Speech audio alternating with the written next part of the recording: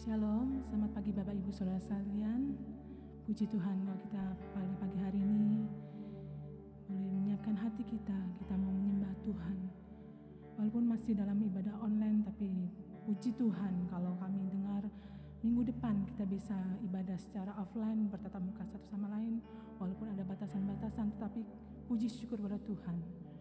Semuanya Tuhan izinkan terjadi. Dan kita percaya bahwa semua itu akan pulih normal kembali. Amin saudara. Puji Tuhan, kita mau naikkan pujian penyembahan kita. Haleluya Yesus. Terima kasih Tuhan.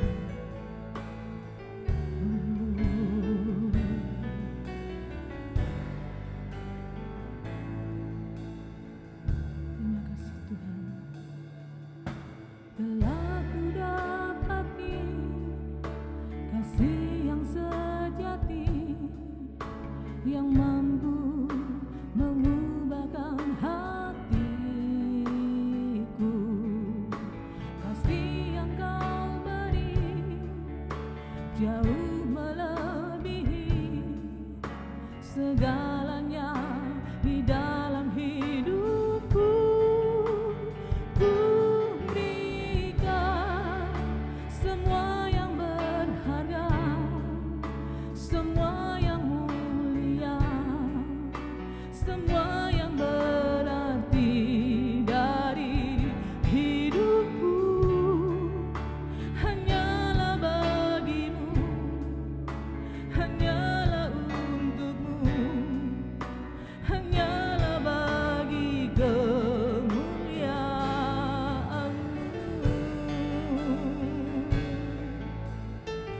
Puji Tuhan, kami beri yang terbaik buat Engkau Tuhan. Telah ku dapati kasih yang sejati yang mampu mengubahkan hatiku. Kasih yang kau beri mampu mengatasi segalanya di dalam hidupku. Ku berikan semua yang berharga, semua yang mulia, semua yang berarti dari hidupku. Hanyalah bagimu, hanyalah untukmu, hanyalah bagi kemuliaan-Mu.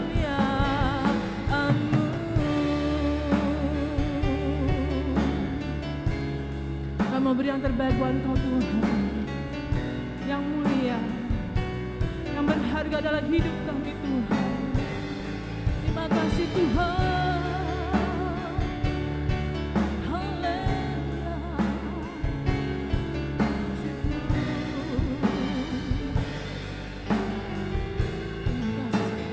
Ku berikan semua yang berharga, semua yang mulia, semua yang berarti dari hidupku.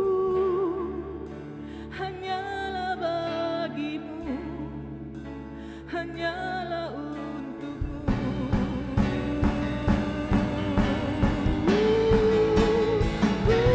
Berikan semua yang berharga, semua yang mulia, semua yang berarti dari hidupku.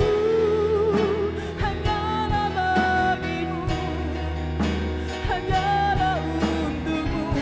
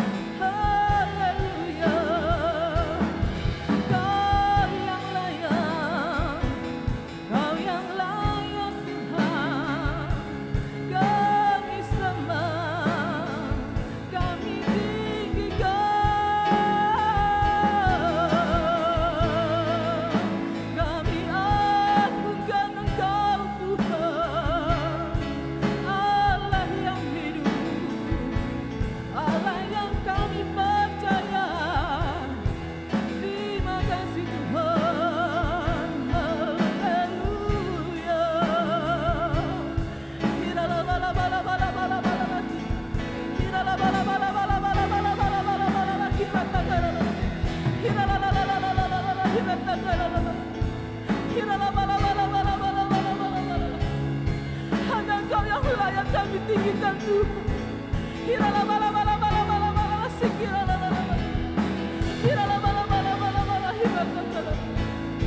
Terima kasih Tuhan, kami bersyukur Tuhan. Haleluya, haleluya. Terima kasih Tuhan, haleluya.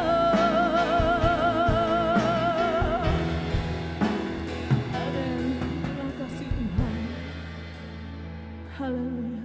Kami bersyukur Tuhan. Apapun kondisi kami saat ini Tuhan,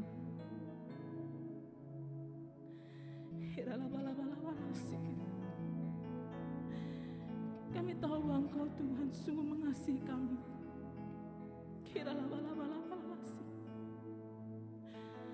Engkau sungguh Allah yang setia. Engkau Allah yang memeliharakan setiap kami Tuhan.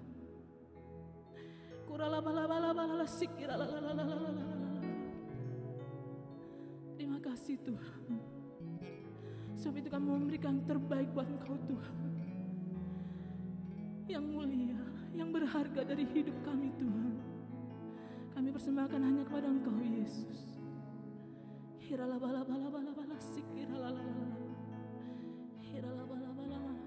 bersyukur Tuhan. Ku berikan semua yang berharga, semua yang mulia, semua yang berarti dari hidupku. Hanyalah bagimu, hanyalah untukmu, hanyalah bagi kemuliaan-Mu, hanyalah bagi kemuliaan-Mu, hanyalah bagi kemuliaan-Mu. Beri kemuliaan buat Tuhan kita Yesus Kristus. Haleluya, puji Tuhan. Haleluya. Sekali lagi saya sapa shalom, saudara Bapak Ibu saudara sekalian. Kita siap untuk memuji memuliakan nama Tuhan. Amin saudara. Karena Tuhan Yesus baik buat saya, buat saudara sekalian. Amin.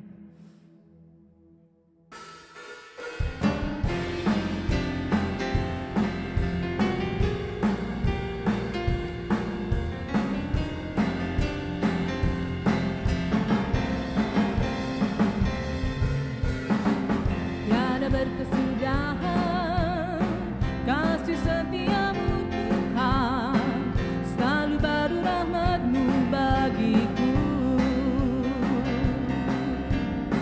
Hari berganti hari, tetap kulihat kasih-Mu, tak pernah berakhir di hidupku. Tuhan Yesus baik, sungguh amat baik, untuk selama-lamanya. Tuhan Yesus baik, Tuhan Yesus baik, amin. Sungguh amat baik, katakan, untuk selama-lamanya. Tuhan Yesus baik, amin. Tiada berkesudahan kasih setiamu Tuhan, selalu baru rahmat-Mu bagiku. Hari berganti hari, tetap kulihat kasih-Mu, tak pernah berakhir di hidupku. Tuhan Yesus baik, amin. Sungguh amat baik,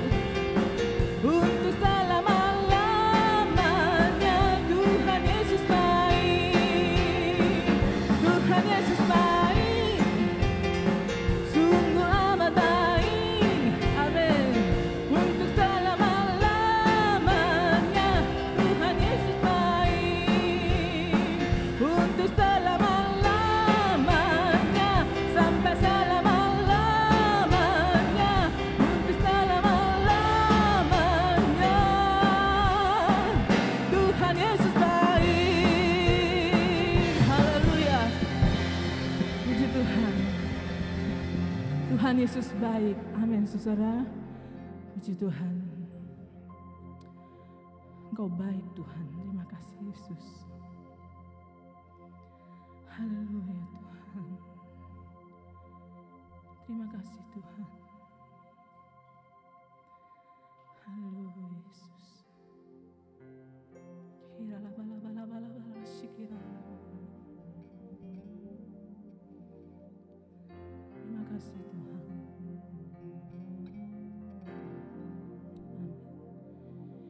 Hidupku menggenapi firman-Mu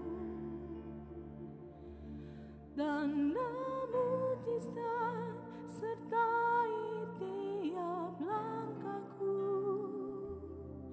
Kau bersamaku di dalamku, jadi bukti kebesaran-Mu.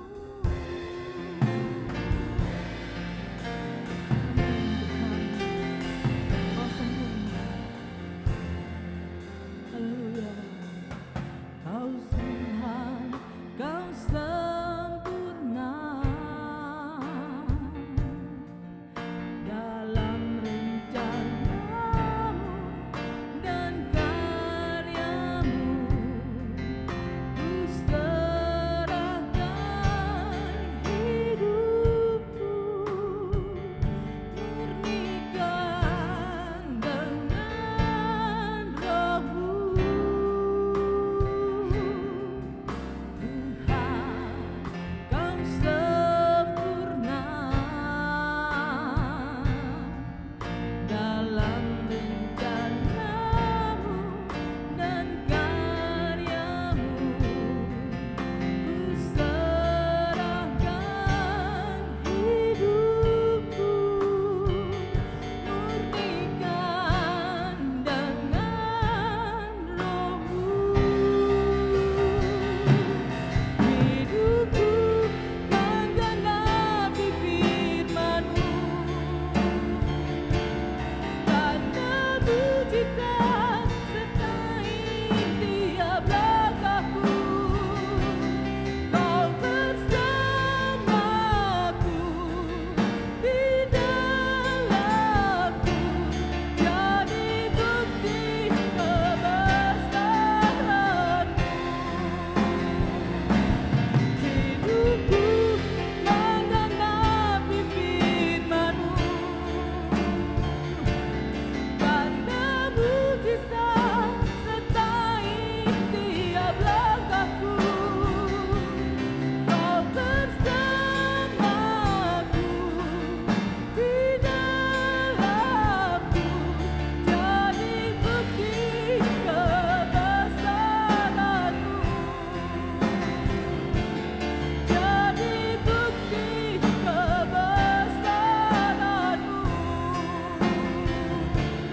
Jadi bukti kebesaran-Mu.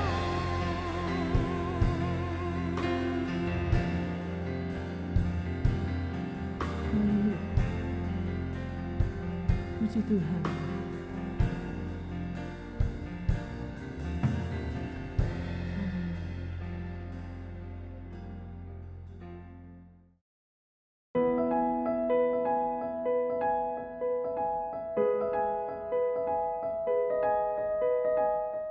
Shalom Bapak Ibu, kembali lagi berjumpa dalam ibadah online hari ini.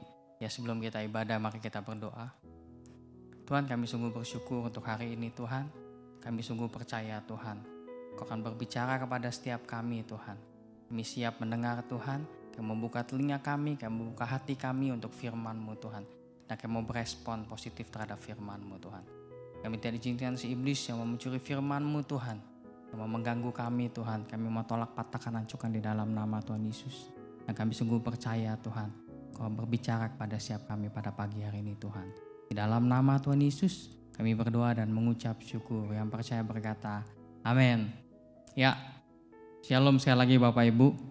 Ya, kalau kita melihat kedatangan Tuhan yang sudah dekat, tetapi siapa yang mengetahui kapan waktu Tuhan akan datang? Kalau kita melihat di dalam Matius 24 ayat yang ke-42, sini saya akan bacakan.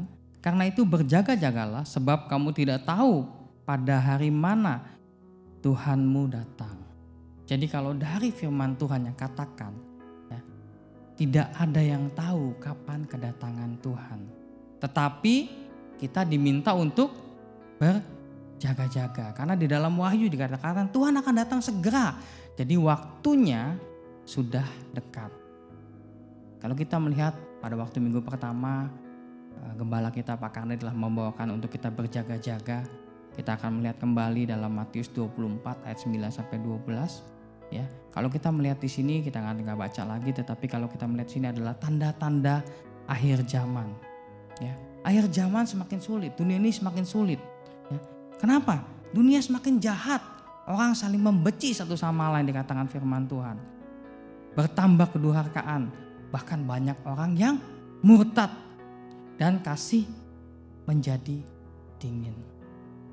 Jika kita melihat akhir zaman yang semakin dekat, ya, dan kita sudah memasuki akhir zaman, siap atau tidak siap, kita harus lalui itu. Nah, bagaimana kita sebagai anak-anak Tuhan? Apakah kita terlalut dalam dunia ini atau kita muncul sebagai terang? Ya, dikatakan kalau dalam Matius 24 ayat 13, sini saya akan bacakan, tetapi orang yang bertahan sampai pada kesudahannya akan selamat. Ya. Jadi kalau kita melihat bertahan kepada kesudahan, berbicara kepada kesetiaan dan juga tahan uji. Jadi kita harus tetap setia dan tahan uji dalam akhir zaman ini. Itu adalah keywordnya. Ya. Nah, bagaimana kita bisa tetap setia dan tahan uji pada akhir zaman ini? Yang pertama, percaya kepada Yesus. Ya mungkin kita berkata, oh saya jelas percaya kepada Yesus kok, ya kan? Nah makanya saya ke gereja, ya kan? Makanya saya baca Alkitab. Saya tahu kok Yesus Tuhan, ya kan? Tapi bagaimana kadar percaya kita kepada Yesus? Ya. Apakah kita happy? Apakah saat kita happy kita bisa berkata saya percaya? Tapi jika kita dalam masalah, apakah kita bisa bilang juga bahwa kita percaya sama Tuhan? Kita percayakan pertolongan Tuhan. Ya, pada saat pandemi COVID seperti ini, Bapak Ibu, apa kita percaya akan pemeliharaan Tuhan untuk kesehatan kita, untuk siap perekonomian yang mungkin kita dengar, oh ekonomi semakin sulit, ya pertumbuhan ekonomi kecil, ya seperti itu. Apakah kita masih terpercaya bahwa Tuhan memelihara kita? Ya, apa kita masih seperti Daud yang berkata dalam Mazmur 23 ayat keempat, ya, sekalipun aku berjalan dalam lembah kekelaman, aku tidak takut bahaya, sebab Engkau besertaku. Gadamu dan tongkatmu itulah yang menghibur aku. Ya, apakah kita masih bisa berkata seperti Daud bahwa kita percaya saat kita bersama-sama dengan Tuhan, Tuhan akan berikan jalan keluar buat kita. Ya. Bisa saja terjadi saat dalam masalah seseorang kan berdoa. Pasti biasanya pada waktu ada masalah pasti kita cari Tuhan. Ya, sering-sering mungkin cari Tuhan. Ya. Dan pada saat kita berdoa, kemudian kita belum menerima jawaban dari Tuhan, maka bisa jadi respon kita bisa kecewa sama Tuhan. Ya, apalagi zaman sekarang, semuanya serba instan, maunya semua instan. Ya, tinggal pencet bisa makan. Ya, tinggal makan, bangun langsung makan. Misalnya seperti itu. Semuanya maunya instan, Bapak Ibu. Ya, habis berdoa bilang amin, ya langsung terima jawaban. Ya, sudah mana maunya instan. Terus kemudian syarat-syaratnya banyak sekali dalam doanya, mau ini, mau ini, mau itu, mau ini gitu ya. Tapi maunya instan gitu loh. Ya. Jika Bapak Ibu membeli obat ya, atau membeli makanan, di dalam kotak kemasan obat atau makanan itu ada expired date-nya Bapak Ibu. Ya, Bapak Ibu bisa lihat di situ ada expired date. Kemudian juga ada kapan diproduksi. Ya. Jika kita melihat di situ ada masa kadaluarsa dari obat atau makanan tersebut. Sama dengan masalah kita. Ya. Kita juga akan hadapi hal yang sama. Ada kapan diproduksi atau kapan masalah kita dimulai. Dan pastinya akan juga ada expired date-nya. Tapi expired date-nya seperti expired date dalam obat itu ditentukan oleh pabriknya, Bapak Ibu. Sama seperti kita. Kita tidak tahu kapan expired dari masalah kita. Karena yang tahu pabriknya adalah Tuhan sendiri. Dan yang kita tahu kalau kita buka 1 Korintus 10 ayat 13, kita akan buka sama-sama Bapak Ibu. 1 Korintus 10 ayat 13, di sini dikatakan, pencobaan-pencobaan yang kamu alami ialah pencobaan-pencobaan biasa yang tidak melebihi kekuatan manusia.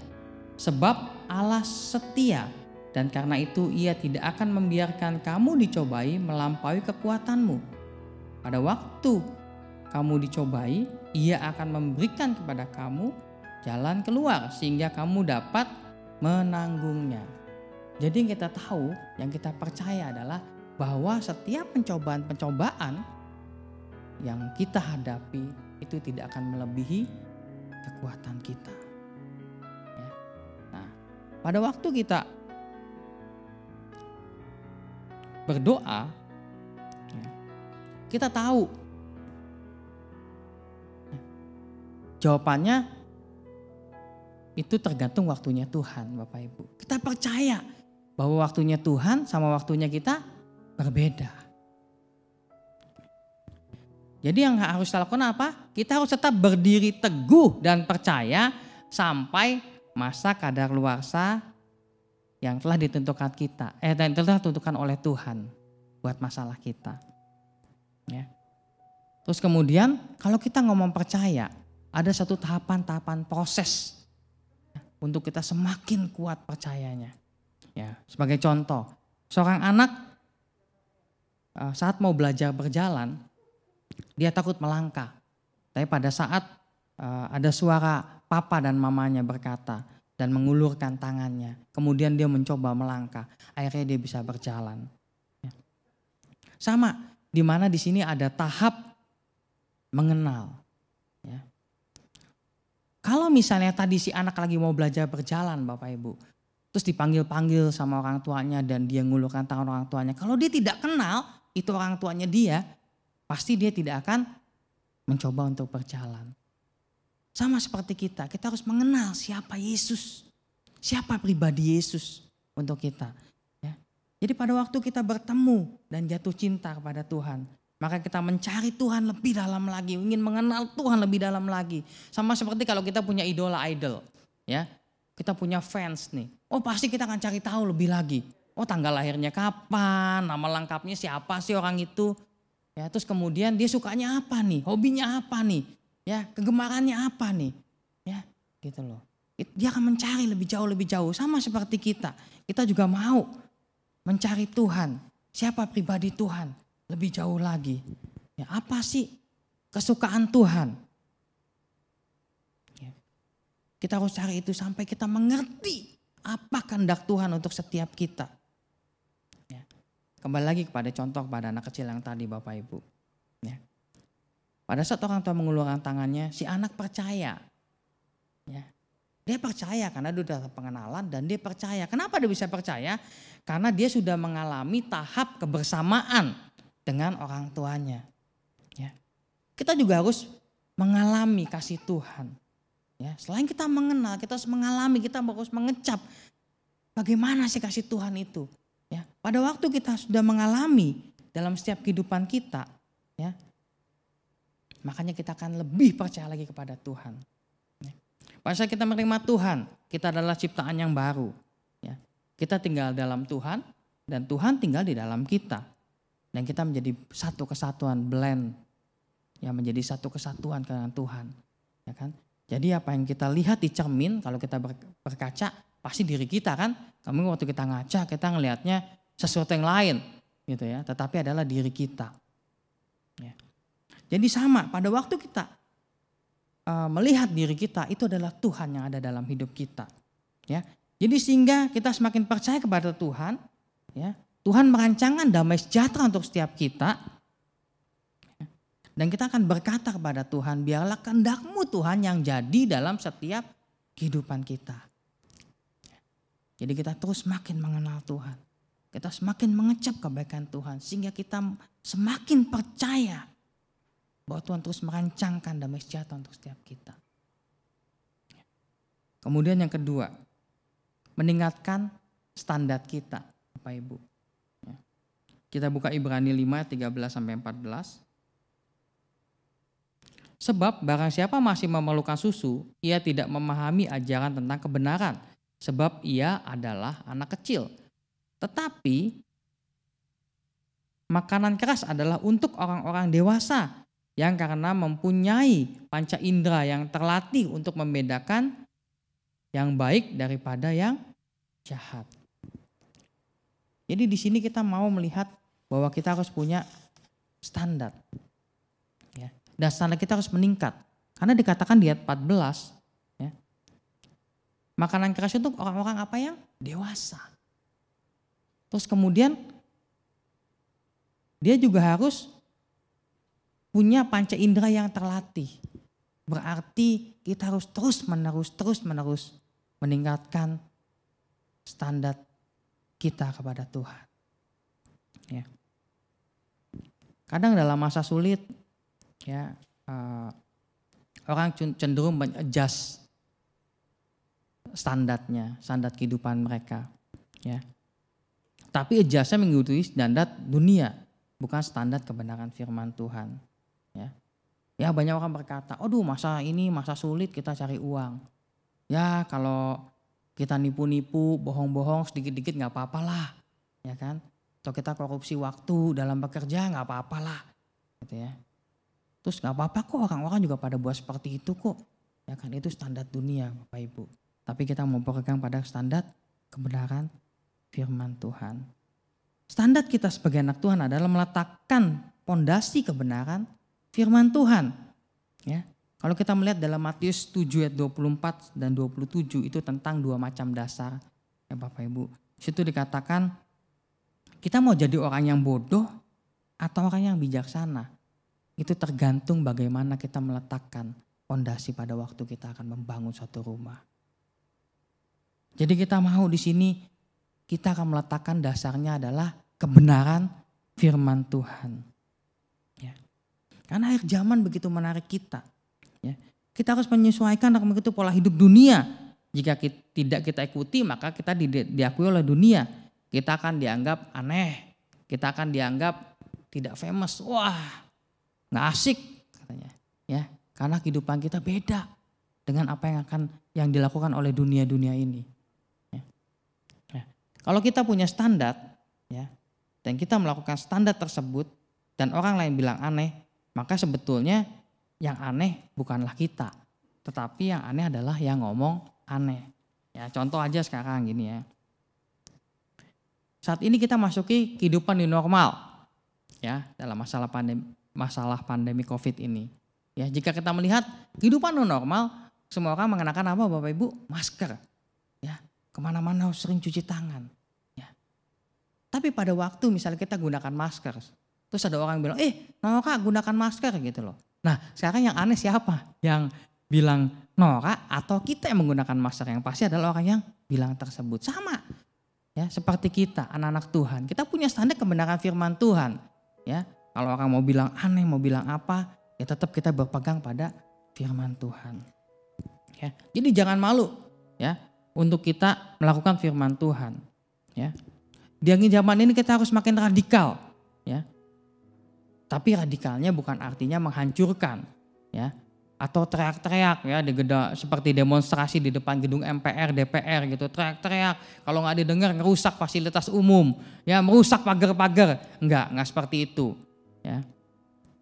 Terus kalau misalnya radikal adalah waktu kita bersaksi sama orang, ya. Mau menangkap jiwa orang kita bilang, mau percaya Yesus nggak percaya. Oh ntar lu masuk neraka lu, dibakar lu ya kan. Seperti itu. Wah tidak seperti itu Bapak Ibu. Ya, radikalnya adalah kita mau menguatkan ya bahwa kita adalah milik Allah.